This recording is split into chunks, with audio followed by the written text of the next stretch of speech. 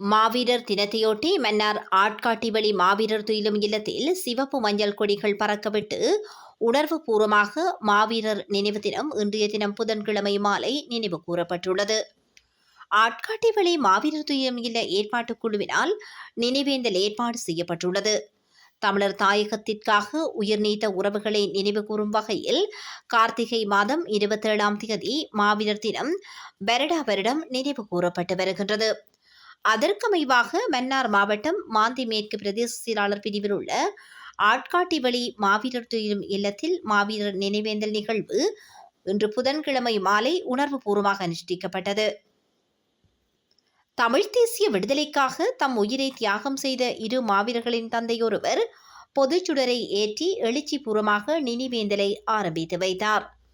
ஆட்காட்டிவழி மாவீரர் துயிலும் இல்லத்தில் மாவீரர்களின் உறவினர்கள், பெருந்திரளான மக்கள், அருட்தந்தையர்கள், அருட்சகோதரிகள் என ஆயிரக்கணக்கானவர்கள் ஒன்று திரண்டு கண்ணீர் மல்க உணர்வுபூர்வமாக மாவீரர்களுக்கு அஞ்சலி செலுத்தினர்.